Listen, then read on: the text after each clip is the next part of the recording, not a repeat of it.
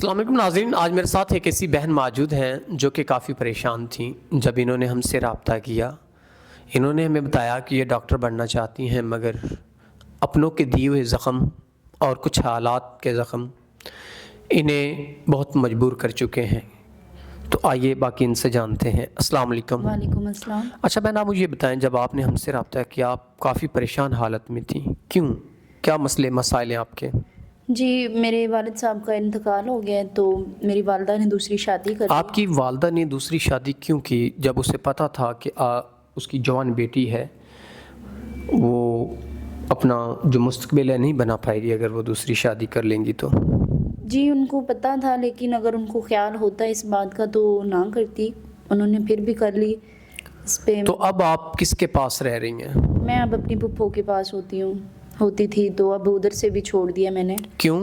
انہوں نے مجھے کہا تھا کہ اپنے اخراجات خود اٹھاؤ، اور وہ مجھے ان کے گھر کے لیے اپنے استعمال کرنے کی کوشش کی۔ وہ مجھے تھیٹر پہ کام کرنے کا کہہ رہی تھی۔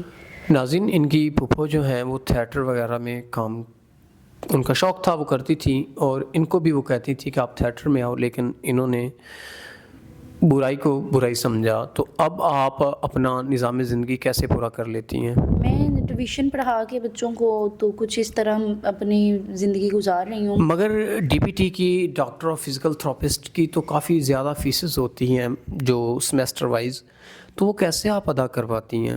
جی، بہت مشکل ہو رہا ہے، بہت ہی زیادہ مشکل ہے، تو کچھ بچوں کو ٹیوشن پڑھا کے تو اپنی اخراجات میں تھوڑی۔ اب آپ کی کوئی آگے پیچھے نہیں ہے، آپ اپنی زندگی کو اکیلے سروائیو کر رہی ہیں، مین کہ ایک رب کے علاوہ آپ کا کوئی نہیں ہے، تو اب آپ کیسے اپنی زندگی کو مزید اس وحشت بھری دنیا میں گزاریں گی؟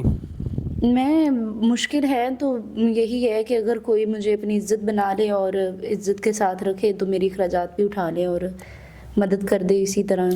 مین کہ آپ کا مقصد یہ ہے کہ اگر آپ کسی کی عزت بن کے اپنا یہ خواب پورا کرنا چاہیں گی، کیونکہ آپ کے پاس سہارا نہیں ہے، تو آپ اپنے لیے اس بات کو فخر سمجھیں گی۔ جی بالکل۔ ناظرین، اگر کوئی ایسا انسان جو ان کو اپنی عزت بنانا چاہتا ہے اور ان کا خواب پورا کرا دے تو یہ ان سے نکاح کے لیے تیار ہے۔ امید کرتے ہیں کہ اس کا جو یہ خواب ہے ضرور پورا ہوگا۔ اسی کے ساتھ اپنے میزبان نواب احمد کو دیں اجازت۔ خدا حافظ۔